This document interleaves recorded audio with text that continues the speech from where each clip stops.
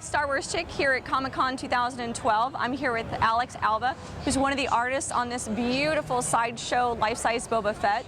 Alex, can you tell us a little bit about your involvement in this project? Yeah, Thomas Pena Designs consulted with me to do the paint work on it. There was a lot of people involved in regards to putting the actual Fett together.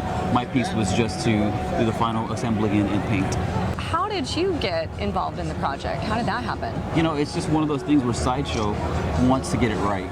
And so they're smart enough to know that that you know, they have to get the right people involved. Through the Denton Helmet, TDH, you know, I've been a part of that community for over 10 years now with Art Andrews, Mr. Andrews. And so, yeah, it's just one of those things where, you know, I got selected in a way with Art and Thomas Pena, which was really just an honor to be a part of the project. And through the TDH, you know, we've come full circle in terms of, you know, higher reference pictures, things like that, to get this thing correct. Sure. And, you know, it was basically done through the Denton Helmet. How has being a member on the Denton Helmet helped you prepare for doing a project like this? We've done, you know, private commission work for a while now. Me and Jason Miller, the New Working Workshop with Philip Wise, outside of this project. And so we've had some test runs, so to speak, in other people's projects, and so we just knew that at this point we were ready to do something bigger. And I think we got everything correct on this piece, and it was definitely through TDH.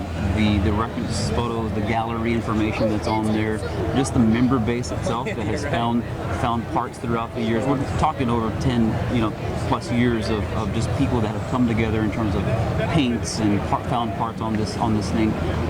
And really, to think that it was maybe just one of us that did all this work, it's really a culmination of the entire Denton Helmet board. So. Great.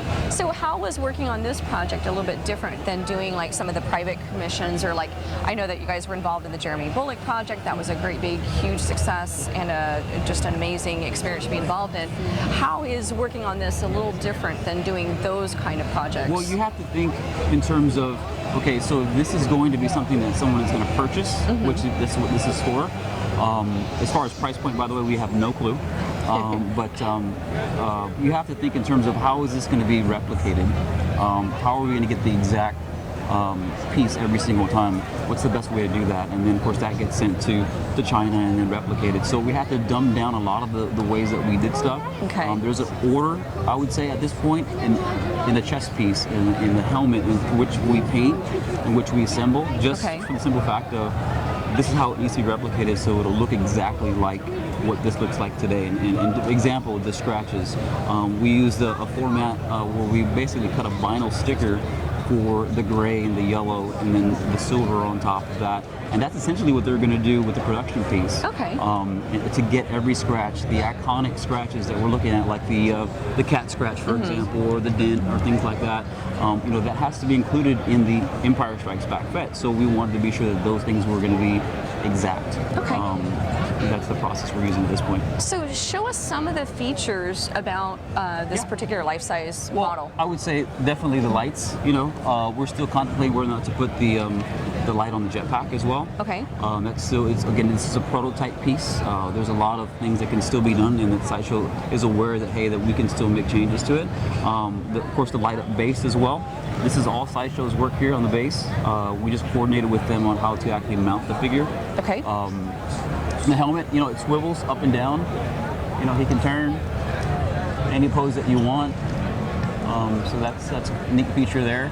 They're still contemplating whether or not to put lights in the rangefinders, and possibly it working. That's been discussed as well. Okay. Where this thing comes down. That'd be nice. So one of the features that I do like the best is through Thomas Pena's collaboration, was that on some of the scenes in Empire Strikes Back, some of the stuff is just all wrong, and then they put it on. They had no rhyme or reason to put stuff back to where it belonged in terms of continuity. And so one of the features that we put on the actual Fett itself was that in the carbonite scene, which is what the base is based off of, the knees in that whole scene were upside down. What we think are upside down, so we actually really don't know whether it's right or wrong, but the point is that this is a nice feature here. They're all magnet, that have magnet built into the actual pieces here, so we can actually exchange the knees here and turn them this way. And turn them filming this way. was so easy when we're wearing the costumes, right? Yeah, yeah. And so, well, like here, for example, just this little feature here where the strap is built into the jumpsuit. Okay. That's just something that always is going to be there. So it looks like he's strapped in, and so we can make that, Nice. you know, a nice little feature there. So That's great. We're really stoked about that. Those of us that are diehard Fett fans. The arms aren't movable or anything As like of right that, now, though, no. correct? Okay. No, and it okay. probably won't be because of the blaster. The blaster is not connected just yet, but it'll probably be a solid piece where everything is just one arm Okay. and connected all So together. it'll be pretty easy to assemble together. Yeah, yeah. They have their way that they, you know, connect everything together and make it pretty seamless, and that's why they put in the feature with the head turning left to right, so just to give you an option to, you know, depending on where you put it in your media room or wherever you put your piece at. Great. Beautiful piece. Thank you. Very nice work. Thank you so much. No problem.